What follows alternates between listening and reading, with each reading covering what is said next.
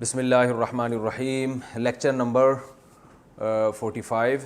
آج انشاءاللہ ہم سورہ بروج پڑھیں گے۔ پہلے اس کا لفظی ترجمہ اور مختصر گرامر ہوگی، اس کے بعد اس کی تفسیر۔ والسماء، قسم ہے آسمان کی، ذات البروج، جو بروج والا ہے۔ برج کہتے ہیں ان راستوں کو جن پر سیارے چلتے ہیں، تو یعنی راستوں والا آسمان۔ یہ بھی اللہ کی ایک قدرت ہے کہ آسمان میں اللہ تعالیٰ نے راستے بنا دیے ہیں۔ ہر سیارے کا، ستارے کا اپنا ایک ٹریک ہوتا ہے جس پہ وہ چلتا ہوا جا رہا ہوتا ہے۔ برج پل کو بھی کہتے ہیں نا، تو راستہ بروج اس کی جمع آتی ہے۔ والیوم الموعود، اور قسم ہے یوم کی یعنی دن کی، الموعود، وہ دن جس کا وعدہ کیا جا رہا ہے۔ تو وعدے سے نکلا یہ مقتول کی طرح، تو موعود جس کا وعدہ کیا جائے، تو اس سے مراد قیامت کا دن ہے۔ وشاہدن، شہیدہ یشہدو، اس کا معنی ہوتا ہے حاضر ہونا، شاہد حاضر ہونے والے کی، ومشہود، اور جس میں حاضر ہوا جائے۔ مقتول کی طرح یہ صیغہ آسان ہے، سارے صیغے، حاضر ہونے والے کی اور جس میں حاضر ہوا جائے۔ اس سے بہت سی مختلف تفاسیر کی گئی ہیں اس کی۔ بعض نے کہا کہ مشہود سے مراد جمعہ کا دن ہے جس میں ہم حاضر ہوتے ہیں، اور شاہد سے مراد جمعہ کو حاضر ہونے والے۔ بعض نے کہا کہ مشہود سے مراد یوم عرفہ ہے، شاہد سے مراد جمعہ کا دن ہے۔ بعض نے کہا کہ بھئی مشہود سے مراد میدان حشر ہے جس میں لوگ حاضر ہوں گے، اور شاہد سے مراد حاضر ہونے والا، یعنی جو حاضر ہوتے ہیں اور وہ دن جس دن حاضری ہوگی۔ تو یہ سارے مقدس دن ہیں، جمعہ کا دن بھی، عرفہ کا دن بھی، اور پھر میدان حشر تو ایک بڑا دن ہے۔ تو ان سب کی کسی کی بھی قسم اس میں مراد ہو سکتی ہے۔ قتلا، ہلاک ہو جائیں۔ یہ قتلا جو ہے نا بددعائیہ کلمہ ہے، یہ سورہ عبسہ وتولی میں بھی آیا، قتل الانسان ما اکفرا، انسان ہلاک ہو جائے کیسا ناشکر ہے۔ تو اللہ نے فرمایا قتلا، ہلاک ہو گئے یا ہلاک ہو جائیں، لیکن یہاں ہم معنی کریں گے ہلاک ہو گئے، کیونکہ اصحاب الاخدود جو ہیں یہ ہلاک ہو چکے ہیں۔ یہ ماضی کا ایک واقعہ ہے قرآن کے نازل ہونے سے پہلے کا۔ ہلاک ہو گئے اصحاب الاخدود، خندقوں والے، اخدود خندق کو بولتے ہیں۔ خندق والے، اصحاب صاحب کی جمع ہے، صاحب کہتے ہیں نا والے کو، صاحب مال، مال والا۔ ہلاک ہو گئے خندق والے، النار یعنی آگ والے، ذات الوقود، ذات کی میں تفصیل بیان کر چکا ہوں، والے کو کہتے ہیں نا ذات ذی شان، ذات المال، مال والی۔ ذات الوقود، ایسی آگ جو وقود ایندھن کو کہتے ہیں۔ قرآن میں آتا ہے نا کہ یا ایھا الذین آمنوا قوا انفسکم واہلیکم نارا، اپنے آپ کو اور اپنے گھر والوں کو آگ سے بچاؤ، وقودھا الناس والحجارہ، جس کا ایندھن انسان اور پتھر ہیں۔ تو ایسی آگ جو ایندھن والی تھی، اذ ہم علیہا قعود، جب وہ، اذ کا معنی جب، ہم کا معنی وہ لوگ، علیہا اس آگ پر یا اس خندق پر، قعود بیٹھے ہوئے تھے۔ قاعد عربی میں بیٹھنے کو کہتے ہیں، قعدہ ہے نا نماز میں، قعدہ بیٹھتے ہیں نا اس میں، تو قاعد ضاربن کی طرح بیٹھنے والا، اور قاعد کی جمع آتی ہے قعود، بیٹھنے والے بہت سارے، ٹھیک ہے۔ جیسے نقش کی جمع نقوش آتی ہے نا، نقوش۔ اذ ہم علیہا قعود، جب وہ لوگ اس پر بیٹھے ہوئے تھے۔ میں اس کی جب تفسیر بیان کروں گا تو انشاءاللہ ان آیتوں کا مطلب سمجھ میں آئے گا۔ وہم، اور وہ لوگ تھے، علی ما یفعلون، ان چیزوں پر جو وہ کر رہے تھے، بالمؤمنین، مومنین کے ساتھ، شہود، گواہ تھے۔ شاہد گواہ کو بھی کہتے ہیں نا، شہادت سے نکلا ہے، شہود اس کی جمع آتی ہے۔ یعنی ہم آسان ترجمہ کہ ہلاک ہو گئے خندق والے، آگ والے، اور ایسی آگ جو ایندھن والی ہے۔ کب ہلاک ہوئے؟ اس وقت جب وہ بیٹھے ہوئے تھے اس ایندھن پر یا اس آگ پر یا اس خندق پر، اور جو کچھ وہ مومنین کے ساتھ کر رہے تھے اس پر گواہ بھی تھے، جو ظلم مومنین کے ساتھ کر رہے تھے۔ وَمَا نَقَمُوا، اور نہیں انتقام لے رہے تھے وہ۔ نقموا کا معنی ہوتا ہے نقم ینقمو، ضرب یضرب کی طرح، انتقام اردو میں بھی استعمال ہوتا ہے نا، نقم انتقام سے ہی۔ اور نہیں انتقام لے رہے تھے وہ، منہم مومنین سے، الا مگر اس بات پر کہ ان یؤمنوا، کہ وہ ایمان لائے تھے، باللہ اللہ پر، العزیز جو زبردست غالب ہے۔ عزیز کا معنی یاد رکھ لیں، ہر چیز پر غالب۔ الحمید، قابل تعریف، حمد سے نکلا ہے۔ حمد کسے کہتے ہیں؟ تعریف کو, تو حمید قابل تعریف. الذی وہ اللہ, لہو ملک السماواتی اسی کے لیے ہے آسمانوں کی بادشاہی, ملک بادشاہی کو کہتے ہیں, والارض اور زمین کی بادشاہی, واللہ اور بے شک اللہ, بے شک تو نہیں بس واللہ اور اللہ, علی کل شیء ہر چیز پر شہید حاضر ہے, گواہ ہے, ہر چیز کو اپنی آنکھوں سے دیکھ رہا ہے. سمجھ میں آ رہی ہے بات؟ ان الذین بے شک وہ لوگ, فتنوا المؤمنین جنہوں نے مومنین کو فتنے میں ڈالا, فتنہ فتنے سے نکلا ہے, فتنوا ضربوا, ٹھیک ہے نا, فتنہ یفتنوا کا معنی ہوتا ہے فتنے میں ڈالنا. بے شک وہ لوگ جنہوں نے مومنین کو اور مومنات کو, مومن مردوں کو مومن عورتوں کو فتنے میں ڈالا, ثم لم یتوبوا پھر انہوں نے توبہ نہیں کی. یتوبوا اصل میں تھا یتوبوا, ینصروا کی طرح, ٹھیک ہے, تو پڑھا جاتا ہے یتوبوا, اور توبہ انہوں نے نہیں کی, فلہم تو ہے ان کے لیے, تو فا کا معنی تو, لہم کا معنی ان کے لیے, عذاب جہنم جہنم کا عذاب, ولہم اور ہے ان کے لیے عذاب الحریق آگ کا عذاب, جلانے والی. حرق عربی میں کہتے ہیں جلانے کو, حرق کسے کہتے ہیں؟ جلانا, حریق جلانے والی, ٹھیک ہے نا, تو جلانے والی کا عذاب. تو جلانے والی کون ہوتی؟ آگ, یعنی جلانے والی آگ کا عذاب. ان الذین بے شک وہ لوگ, آمنوا جو ایمان لائے, وعملوا الصالحات اور عمل کیا انہوں نے نیک, لہم ان کے لیے ہے, جنات باغات, جنت کی میں پوری ڈیٹیل بیان کر چکا ہوں نا, جنت کو جنت کیوں کہتے ہیں پورا میں ایک تفصیل سے وائٹ بورڈ پہ سمجھایا تھا. ان کے لیے باغات ہیں, تجری, جرا یا یجریو یہ بھی تفصیل سے بتا چکا ہوں, تجری من تحتہا بہتی ہیں ان باغات کے نیچے, الانہار نہریں, نہر عربی میں دریا کو کہتے ہیں, دریا بہتے ہیں ان میں. ذالک الفوز یہ ہے کامیابی, الکبیر بڑی کامیابی, یہ ہے اصل بڑی کامیابی. ان بطش ربک بے شک تیرے رب کی پکڑ, بطش کہتے ہیں پکڑ کو, بطش کسے کہتے ہیں؟ پکڑ. بے شک تیرے رب کی پکڑ, لشدید لام تاکید کے لیے, شدید کا معنی سخت, تیرے رب کی پکڑ بہت سخت ہے. انہو بے شک وہ رب, ہوا وہ, یبدئ ابتدا بھی کرتا ہے, یبدئ ابدأ یبدئ اکرم یکرم کی طرح, اس کا معنی ہوتا ہے ابتدا, ابتدا سے نکلا ہے, ابتدا میں بھی یہ با دال آ رہا ہے نا, تو یہ یبدئ یہاں سے یاد رکھیں. وہی ہے یبدئ ابتدا کرنے والا, ویعید اور دوبارہ لوٹانے والا. یعید اصل میں تھا یعود یکرم کی طرح, ٹھیک ہے نا, اس کا معنی ہوتا ہے عود, کہتے ہیں نا عود کر آیا, اعادہ لوٹا دینا, دوبارہ کسی چیز کو ریپیٹ کر دینا. وہی ہے جو پہلی مرتبہ پیدا کرتا ہے, ویعید اور لوٹاتا ہے, دوبارہ پیدا کرتا ہے. وہو الغفور اور وہی ہے بہت مغفرت کرنے والا. میں نے بتایا تھا نا, غافر مغفرت کرنے والا, غفور مبالغے کا صیغہ ہے, بہت زیادہ مغفرت کرنے والا. الودود بہت زیادہ محبت کرنے والا. ودود, ود عربی میں کہتے ہیں محبت کو, ایک تو ویسے ہی ود زیادہ محبت کو کہتے ہیں, ایک محبت ہے, ایک ہے کہتے ہیں نا مودت, اور یہ لفظ سنا ہوگا مودت, ٹھیک ہے نا, اردو میں بھی استعمال ہوتا ہے. حدیث میں آتا ہے تزوج الودود الولود, نکاح کرو ایسی عورت سے, الودود جو بہت محبت کرتی ہو, الولود جو ولود ولادت زیادہ کرتی, بچے زیادہ, نسل زیادہ بڑھائے, تو وہاں بھی ودود کا لفظ, ٹھیک ہے نا.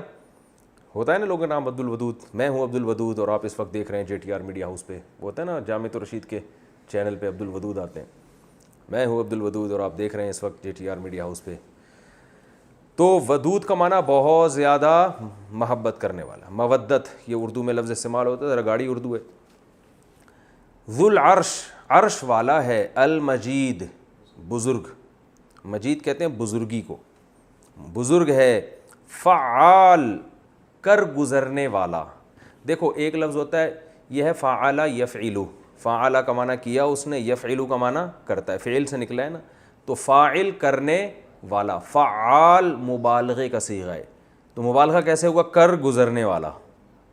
ایک ہوتا ہے کرنے والا, ایک ہوتا ہے جو سوچتا ہے کر گزرتا ہے, اس کے پاس یعنی نہ کا نو نہیں ہے کہ جو چاہے گا بس وہ کر گزرے گا. فعال لما کر گزرتا ہے لما اس کام کو، یریدو جس کا وہ ارادہ کرتا ہے. یریدو اصل میں تھا یریدو، یکریمو کی طرح ارادے سے نکلا ہے. کر گزرتا ہے اس کام کو جس کا وہ ارادہ کرتا ہے. آگے اللہ فرماتے ہیں یقین نہیں آتا تو ہم بتاتے ہیں حل عطا کا، کیا آئی ہے تمہارے پاس. حل عطا کا، عطا اصل میں عطایا ضربہ کی طرح، کیا آئی ہے تمہارے کا معنی تمہارے پاس حدیث الجنود، لشکروں کی خبر پہنچی ہے. جنود کسے، جند کی جمع ہے. جند کسے کہتے ہیں؟ لشکر. جند اللہ سنا ہے نا، جند اللہ. اور اردو میں اور کہاں استعمال ہوتا ہے؟ بہرحال جند کہتے ہیں لشکر کو، جنود اس کی جمع. حل عطا کا حدیث الجنود، کیا آئی ہے تمہارے پاس لشکروں کی خبر، یعنی کس کی؟ فرعون و ثمود، فرعون اور سمود کی خبر آئی ہے. تو آگے اللہ نے جواب نہیں دیا، مطلب یہ کہ یقیناً آئی ہے، سب پتہ ہے تمہیں. بل الذین کفروا، بلکہ کافر لوگ فی تکذیب، وہ جھٹلانے میں لگے ہوئے ہیں. یعنی یہ بلکہ اصل میں پہلے ایک بات ہوتی ہے اس پہ رد ہوتا ہے نا. تو تمہارے پاس خبر آئی ہے تو خبر کا تقاضا تو یہ تھا کہ تم مان لیتے اللہ کی باتیں، لیکن الٹا معاملہ کیا ہو رہا ہے؟ کافر لوگ فی تکذیب، وہ کس میں ہیں؟ جھٹلانے میں ہیں. واللہ من ورائہم محیط، حالانکہ اللہ نے ان کو ان کے ہر طرف سے احاطہ کیا ہوا ہے. اللہ نے ان کو پکڑ کے رکھا ہوا ہے، کنٹرول میں ہے پورے، کہ حساب لے گا تو ایسے جو کنٹرول میں ہو اس کو تو اتنا اکڑ اس پہ اچھی نہیں لگتی. من ورائہم، ورا کا لفظ کل بھی آیا تھا. ورا کسے کہتے ہیں؟ پیچھے کو. وہ ہے نا کہ وہ جو سورہ انشقاق میں آیا تھا نا، اما من اوتی کتابہ وراء ظہرہ، ظہر پشت کے پیچھے سے، تو ورا پیچھے سے. اللہ من ورائہم ان کے پیچھے سے، محیط ان کا احاطہ کیے ہوئے. محیط کس سے نکلا ہے؟ احاطے سے. کہتے ہیں یہ ہر چیز کو محیط ہے، یعنی ہر چیز کو اس نے گھیرا ہوا ہے. تو پیچھے سے کا یہ کنایا ہے اصل میں کہ سامنے سے جب کوئی آتا ہے نا تو انسان ہوشیار رہتا ہے، اور پیچھے سے جب کوئی آتا ہے تو انسان کو پتہ نہیں ہوتا. تو کیونکہ کافر بھی آخرت پر ایمان نہیں رکھتا، وہ اللہ کو سامنے دیکھ نہیں رہا ہے، تو اس لیے غافل ہونے میں زندگی گزار رہا ہے. تو اللہ فرماتے ہیں یہ ایسے ہی ہے جیسے کوئی دشمن پیچھے سے حملہ کرنے والا ہو، تو آپ غفلت میں کام کر رہے ہو اور آپ کو پتہ نہیں کہ ابھی حملہ آپ پہ ہونے والا ہے. تو یہ کنایات ہوتے ہیں قرآن مجید کے، اس سے حقیقی معنی مراد نہیں ہوتا، اس سے مجازی معنی مراد ہوتا ہے. کیا مطلب؟ اللہ نے آپ کا احاطہ کیا ہوا ہے اس طور پر کہ آپ کو خبر نہیں. بل ہوا قرآن مجید، بلکہ یہ تو قرآن ہے بزرگی والا. یعنی کافروں کے عمل سے ایسا لگتا ہے کہ یہ اللہ کا کلام نہیں ہے اور قرآن نہیں ہے، یہ معاذ اللہ کس سے کہانی ہے، معاذ اللہ. تو اللہ نے فرمایا نہیں، بلکہ یہ ہے قرآن مجید بزرگی والا، فی لوح، ایسی تختی پہ. لوح تختی کو کہتے ہیں، پہلے زمانے میں تختیوں پہ لکھا جاتا تھا نا. فی لوح، ایسی تختی پر، محفوظ، جو محفوظ ہے. محفوظ اردو میں اسی طرح استعمال ہوتا ہے. محفوظ تختیوں میں اللہ کے پاس لکھا ہوا ہے، یہ جس کے ضائع ہونے کا امکان نہیں ہے. تو یہ تو اس صورت کا لفظی ترجمہ تھا. اب میں اس کا شان نزول بیان کرتا ہوں. صحیح حدیث میں ہے رسول اللہ صلی اللہ علیہ وسلم نے ارشاد فرمایا کہ پچھلی امتوں میں عیسائیوں کا زمانہ تھا اور عیسائی مذہب اس وقت برحق تھا. تو آپ صلی اللہ علیہ وسلم نے فرمایا کہ ایک بادشاہ کا، یعنی حدیث کا پورا میں مفہوم بیان کر رہا ہوں. ایک بادشاہ تھا، اس کے پاس ایک جادوگر تھا. تو یہ بادشاہ لوگوں کو الو بناتے رہتے ہیں نا، جادو ودو دکھا کے لوگوں کو عقیدت رہے. تو وہ جادوگر جب بوڑھا ہو گیا تو اس جادوگر نے بادشاہ سے کہا کہ میں مرنے والا ہوں، تو کوئی ایسا نوجوان ہو جس کو میں یہ جادو سکھا دوں تاکہ وہ تمہارے کام آ سکے. تو کوئی نوجوان ہو تاکہ ذرا لمبی عمر ہو، تمہاری خدمت کر سکے گا. تو ایک خاندان تھا، انہوں نے اپنا بیٹا دے دیا کہ بھئی اچھا ہے، یہ جادو سیکھے اور بادشاہ کے پاس رہے گا. تو وہ نوجوان جب جادوگر کے پاس جادو سیکھنے کے لیے آتا تھا تو راستے میں ایک راہب کا گھر تھا. راہب جو عیسائی مذہب پر ہوا کرتے تھے اور اللہ اللہ کیا کرتے تھے، عبادت کیا کرتے تھے. راہب درمیان میں پڑتا، تو یہ نوجوان اس راہب کے پاس جاتا، درمیان میں راہب کے پاس جاتا. راہب اس کو دین کی باتیں بتاتا، توحید کی دعوت دیتا اور بتاتا کہ جادو اچھا کام نہیں ہے، مذہب کی تو یہی دعوت ہے نا. اور جب یہ جادوگر کے پاس جاتا تو جادوگر اس کو وہی فلیتے پلیتے اور سنگ دل محبوب، آپ کے یہ ٹوپی ڈرامے تو جادوگر لے کے چل رہے ہوتے ہیں، اور یہ لے کر آؤ اور مردہ. یہ میں اپنی طرف سے تشریح کر رہا ہوں، حدیث میں اتنی تشریح نہیں ہے لیکن یہی کرتا ہوگا نا. حدیث میں تو بس اتنا ہے کہ جادوگر کے پاس آتا تو راہب کے پاس سے ہوتا ہوا جاتا، اور جاتے ہوئے بھی راہب کے پاس سے، یعنی گھر سے آتے ہوئے بھی راہب کے پاس سے اور واپسی پہ بھی راہب کے، تو راہب کی باتیں زیادہ اس پر اثر کرنے لگیں. لیکن وہ جادوگر اس کو یہی فلیتے پلیتے گندی باتیں جو جادوگروں میں ہوتی ہیں اور ہوائی باتیں. تو یہ جو نوجوان تھا نا، اس کو راہب کی باتیں اٹریکٹ کرنے لگیں کہ یار اس کی تعلیمات پاکیزہ ہیں، صاف ستھری، خود بھی صاف ستھرا رہتے ہیں. جو مذہبی لوگ ہوتے ہیں نہانا دھونا، جادوگر تو گندے وہ اس میں رہتے ہیں ہر وقت گند میں. تو یہ کیا ہوا، یہ مسلمان ہو گیا، یعنی اس وقت عیسائی مذہب اس نے قبول کر لیا جو برحق مذہب تھا.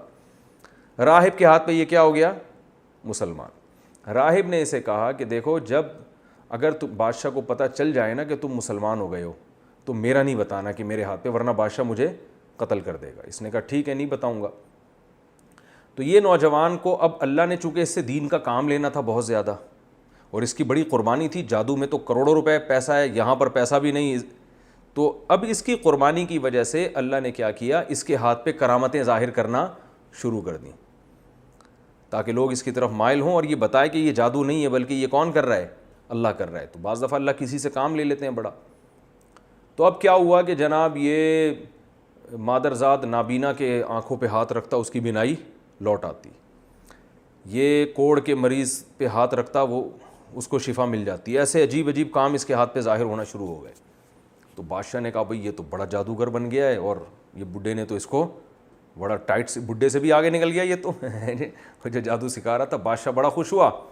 تو بادشاہ نے اس کو بلایا کہ ہمیں تمہارے بارے میں خبر پہنچی ہے، تم تو بھائی یوں بھی کر رہے ہو، یہ بھی کر رہے ہو، یہ بھی کر رہے ہو، تم تو بڑے ماشاءاللہ فنڈر، ماشاءاللہ تو نہیں کہا ہوگا، یعنی فنڈر بن گئے. تو اس کو اب موقع مل گیا. اس نے کہا بھائی بات یہ ہے کہ یہ سب کچھ اللہ کر رہا ہے، میں نہیں کر، صرف ہاتھ میرا ہے، کرنے والا کون ہے، اللہ. بادشاہ تو کافر تھا، وہ تو اللہ کو مانتا نہیں تھا. اس کو یہ خطرہ ہوا کہ یہ تو لوگوں کو اللہ کی طرف دعوت دے رہے ہیں، تو لوگ تو اللہ کی قدرت پہ یقین کریں گے، میری دکان کیا ہو جائے گی، بند.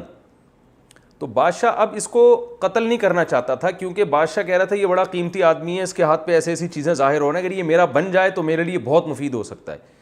تو بادشاہ یہ چاہ رہا تھا کہ اس کو ڈرا ڈرا کے قتل، یعنی ڈرائے، قتل کی دھمکیاں دے تاکہ یہ قتل نہ ہو اور یہ موت کے خوف سے جو ہے نا ایمان چھوڑ دے. خیر اس کو پہلے تو اتنا مارا گیا، اتنا ٹارچر کیا گیا کہ اس نے راہب کا نام بتا دیا کہ میں اس کے ہاتھ میں، ظاہر انسان ایک حد تک مار برداشت کرتا ہے. تو راہب کو لایا گیا اور راہب کا سر قلم کر دیا گیا. وہ بیچارہ شہید ہو گیا. کتنا مبارک راہب ہوگا جس کا حدیث میں تذکرہ آ رہا ہے. تو اور اس کو کیا کیا گیا کہ اس کو بادشاہ نے کہا کہ لوگوں سے کہا اپنے درباریوں سے کہ اس کو لے کے جاؤ پہاڑ پہ اور نیچے کھائی دکھاؤ، اس کو ڈراؤ، ٹھیک ہے نا، اور اس سے کہو کہ یہ عیسائیت چھوڑ دے، نہیں چھوڑتا تو ہم تمہیں یہاں سے گرا کے ہلاک کر دیں گے. تو اس کو لے گئے. اس نے کہا ہلاک کر دو، میں تو عیسائیت نہیں چھوڑنے والا. تو اللہ کی قدرت کیا ہوئی ہے کہ وہ پہاڑ پہ ایسا کچھ زلزلہ آیا، وہ سارے مر گئے اور یہ بچ گیا، اکیلا واپس آ گیا. تو بادشاہ نے پھر لوگوں کو کہا کہ اس کو سمندر میں لے جاؤ. اچھا اب یہ خبریں لوگوں میں مشہور ہونا شروع کہ ایک نوجوان ہے بھائی، وہ اس طرح کا ہے، کیونکہ اللہ تعالیٰ پہ مشہور کر رہے ہیں نا تاکہ اس سے کام لینا ہے اللہ تعالیٰ نے. تو اس کی خبر کہ بھئی یہ تو آنکھوں پہ ہاتھ لگائے تو بینائی واپس لوٹ آتی ہے. تو یہ سب کو یہی کہتا بھئی میں یہ نہیں کر رہا، یہ اللہ پر ایمان لے کر آؤ، یہ میں نہیں کر رہا، یہ اللہ کر رہا ہے، تو اللہ کی قدرت پر ایمان لے کر آؤ. تو اب اس کے یہ واقعہ بھی مشہور ہونے شروع ہو گئے، بھئی پہاڑ سے گرایا نہیں مر رہا. تو اس کو سمندر میں لے کر گئے. بیچ سمندر میں بادشاہ نے کہا اس کو غرق کر دینا اگر یہ ایمان نہ لے کر آئے. تو ڈرایا نہیں، یعنی ایمان نہ چھوڑے، اگر یہ ڈرایا وہی اثر نہیں ہوا اس کے اوپر. تو وہ کشتی الٹ گئی، سارے مر گئے، اس کو اللہ نے بچا لیا. یہ پھر واپس لوٹ آیا. کشتی الٹ گئی یا کیا ہوا مجھے پوری تفصیل جتنی حدیث میں ملتی ہے بس یہ کہ وہ غرق ہو گئی، یہ بچ گیا. تو جب یہ واپس آیا تو جب بادشاہ نے ساری کوششیں کر لیں کہ بھئی یہ اچھا لوگ آہستہ آہستہ مسلمان ہو رہے ہیں، تو اس نے بادشاہ کو کہا کہ اے بادشاہ اگر تو مجھے قتل کرنا چاہتا ہے تو جو طریقہ میں بتاؤں نا اس طریقے سے قتل کر. اب لوگوں میں تو شہرت ہو چکی تھی کہ بادشاہ نے سارے حربے استعمال کر لیے مگر یہ قتل نہیں ہو کے دے رہا. تو اس نے کہا جو طریقہ میں بتاؤں گا اس طریقے سے تو مجھے مارے گا تو میں قتل ہو جاؤں گا. بادشاہ تو چاہ رہا تھا اس سے جان چھڑائی ہے تو ہمارے لیے مصیبت بن گیا ہے. بادشاہ نے کہا کیا طریقہ؟ اس نے کہا بھائی چوک پہ کھڑا کر کے میرے اوپر تیر مار اور یہ کہے بسم اللہ وربی ھذا الغلام، بسم اللہ ربی ھذا الغلام، اللہ کے نام سے جو اس لڑکے کا رب ہے. یعنی اس نوجوان نے یہ قربانی دی کہ جب یہ بادشاہ یہ اناؤنس کرے گا نا، یہ لفظ بولے گا، تو لوگ کہیں گے بھئی اللہ کا نام لینے سے تو قتل ہو رہا ہے، ویسے قتل نہیں ہو رہا. یعنی بسم اللہ کی برکت بھی سامنے آئے گی اور لوگ اللہ پہ اور یقین کریں گے. تو نوجوان نے یہ قربانی دی. تو جب اس کو اس طرح سے چوک پہ کھڑا کیا گیا اور اس کے تیر مارا گیا نا، تو جب بسم اللہ ربی ھذا الغلام کہا گیا، یہ تیر اس کی کنپٹی پہ لگا اور اسی وقت یہ شہید ہو گیا. لیکن اچھا، اس نے یہ بھی کہا تھا کہ پورا شہر اکٹھا کر لو، یہ سب کے سامنے ہونا چاہیے، اکیلے میں نہیں، کیونکہ یہ چاہ رہا تھا یہ دعوت سب کے پورے شہر کو پہنچ جائے. اور تو جب پورا شہر اکٹھا کر لیا گیا اور اس کے تیر لگائے، یہ جناب گرائے، پورے شہر نے بیک زبان ہو کے کلمہ پڑھنا شروع.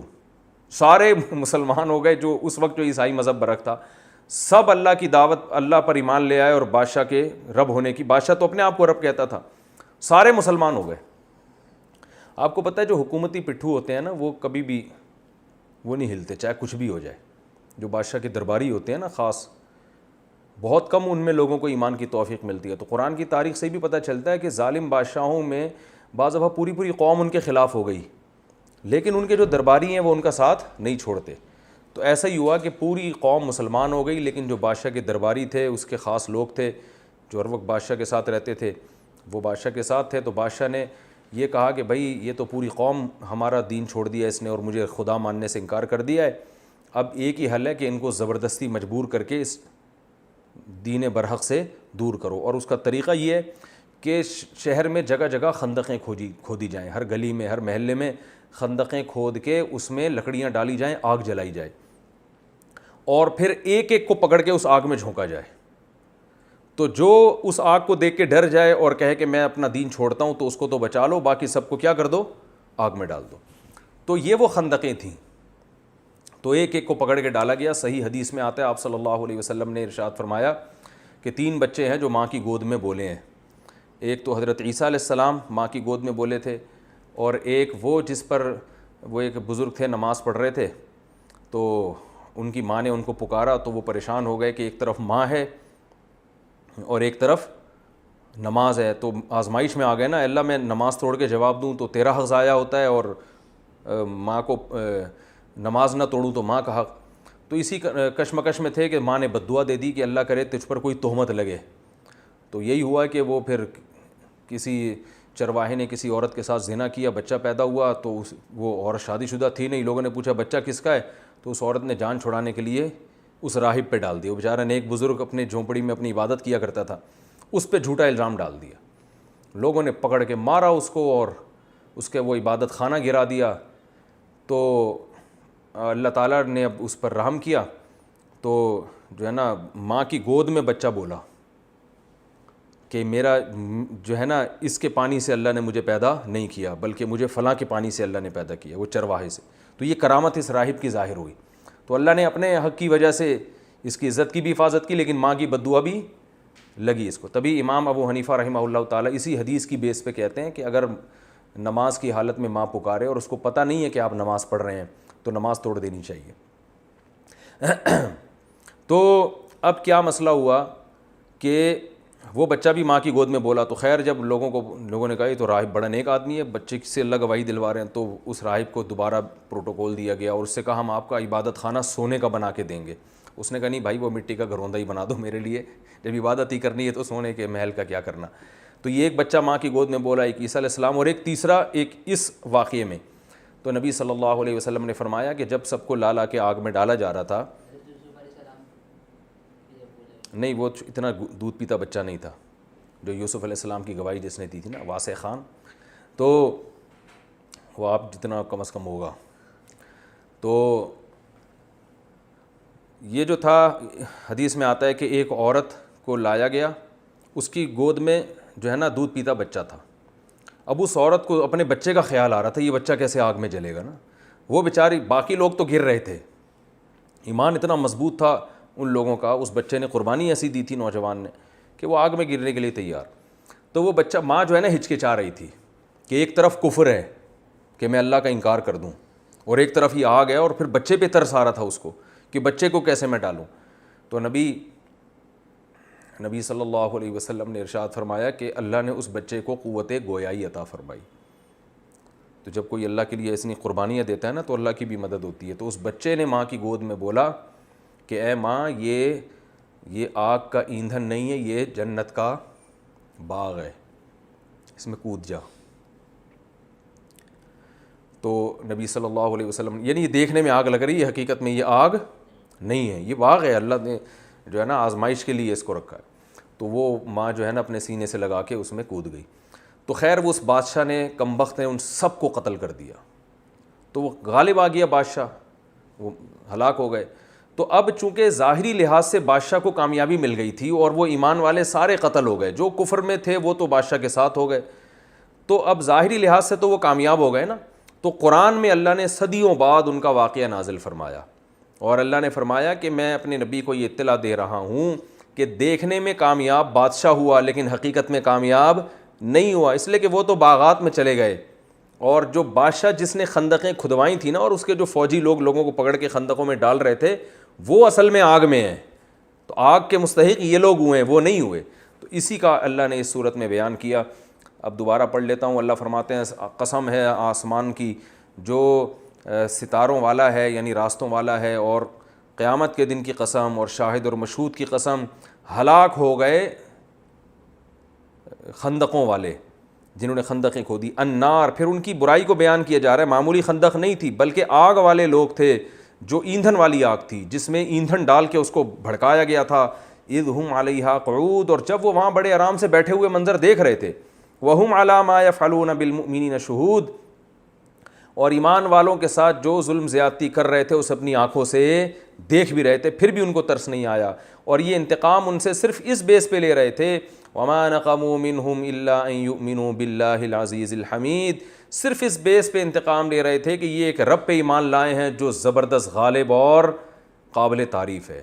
اس پر ایمان لانے کی سزا یہ مل رہی ہے کہ ان کو آگ میں ڈالا جا رہا ہے, اور وہ معمولی رب تھوڑی ہے. اس میں اللہ بتا رہے ہیں کہ ہمارے لیے جب کوئی قربانی دے گا تو کیا ہم اس سے غافل ہو جائیں گے؟ الذی لہ ملک السماوات والارض, یہ وہ اللہ ہے جو آسمانوں اور زمین کا بادشاہ ہے اور ہر چیز پر گواہ بھی ہے. وہ بادشاہ اور اس کے درباری سمجھ رہے تھے کہ اللہ کو نہیں پتہ, تو اللہ فرماتے ہیں ہم تو سب کچھ دیکھ رہے تھے. پھر اللہ نے فرمایا ان الذین فتنوا المؤمنین, وہ لوگ جنہوں نے مومنین کو فتنے میں ڈالا, آزمائش میں ڈالا, اور مومن عورتوں کو, پھر ان میں سے کسی نے توبہ اگر نہیں کی تو ان کے لیے جہنم کا عذاب ہے اور آگ والا عذاب ہے.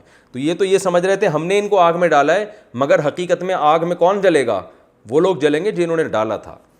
اور فرمایا جن کو آگ میں ڈالا تھا ان کا حال کیا ہے؟ ان الذین آمنوا وعملوا الصالحات, جو ایمان لائے اور نیک اعمال اختیار کیے, لہم جنات تجری من تحتها الانہار, ان کے لیے باغات ہیں جن کے نیچے نہریں بہتی ہیں. تو اسباب کی دنیا میں نظر کیا آ رہا ہے, حقیقت کچھ اور ہے. نظر تو آ رہا ہے کہ یہ آگ میں جل رہے ہیں, حقیقت میں یہ کس میں داخل ہو رہے ہیں؟ جنت کے باغات میں.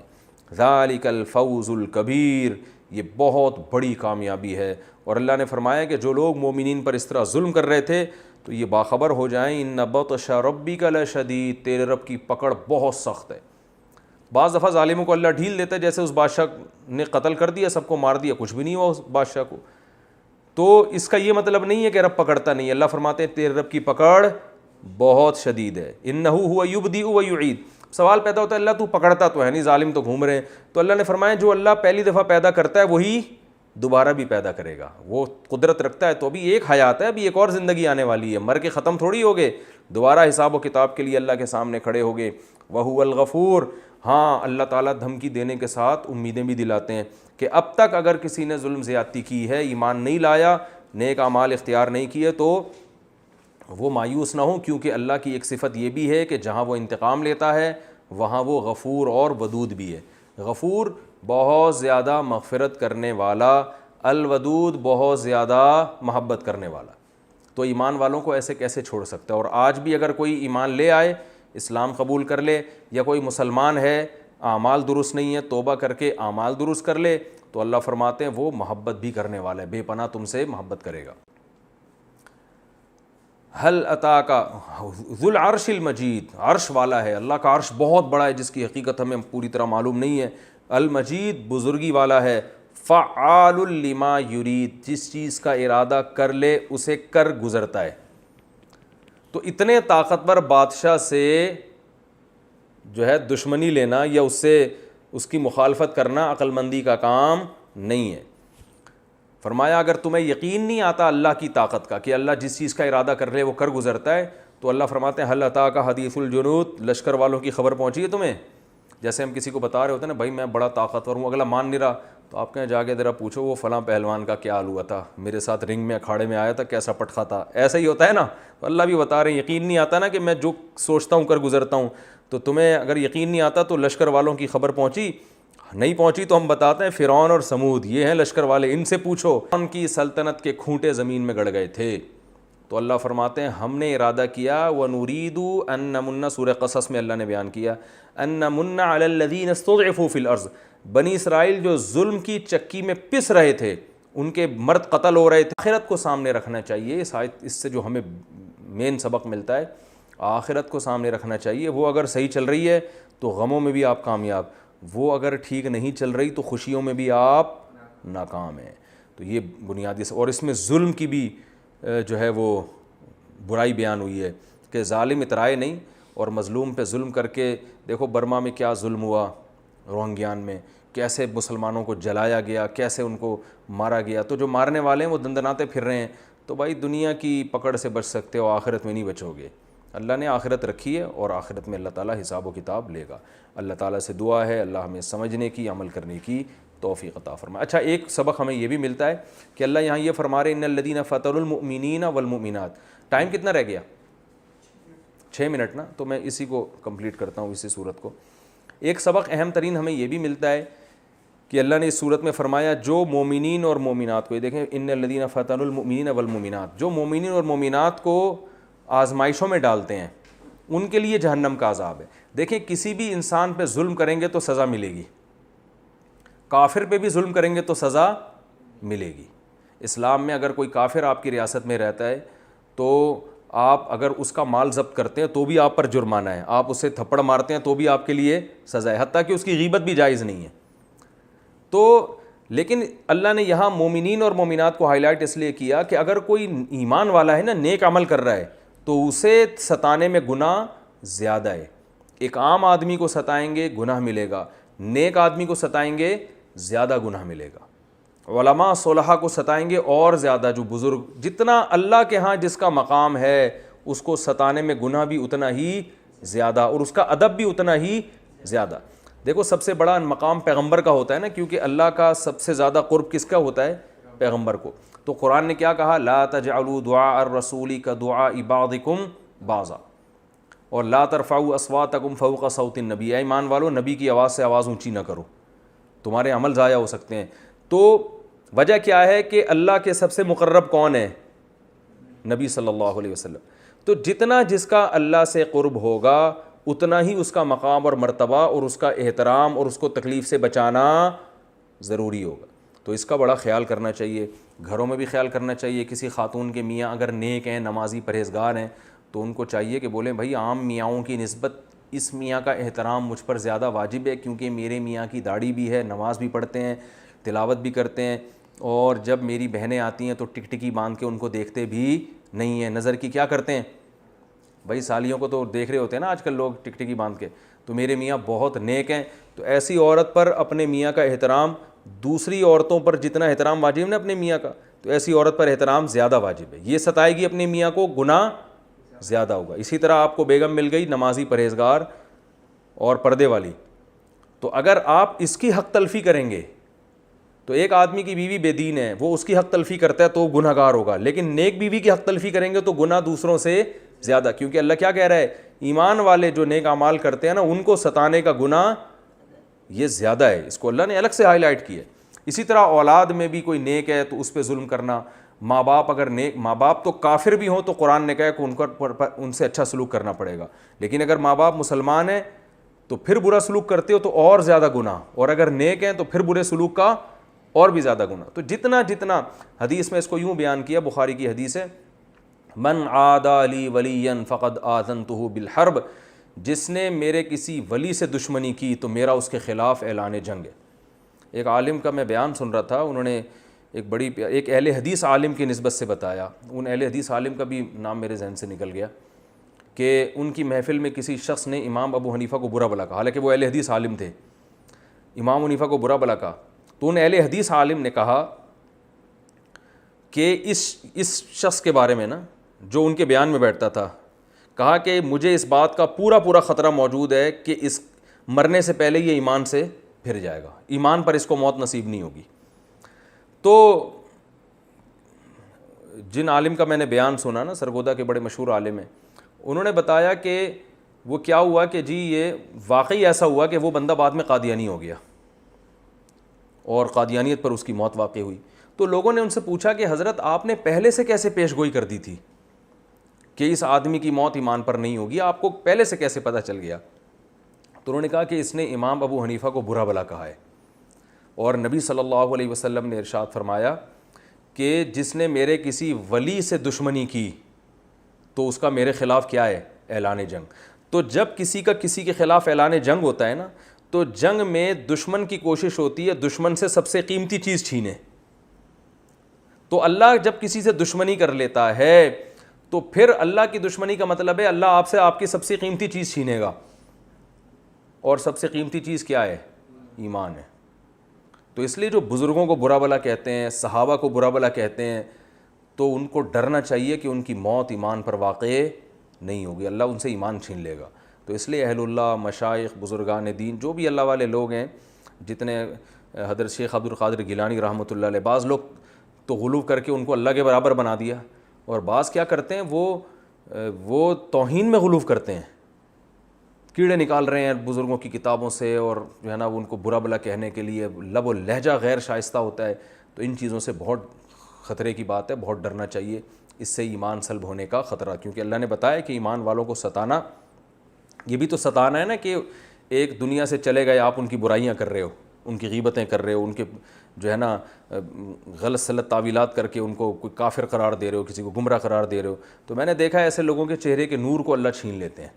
تو اس لیے اس کا بہت اس سے خطرہ ہے، اس سے ڈرنا چاہیے۔ اللہ تعالیٰ سمجھنے کی، عمل کرنے کی توفیق عطا فرمائے۔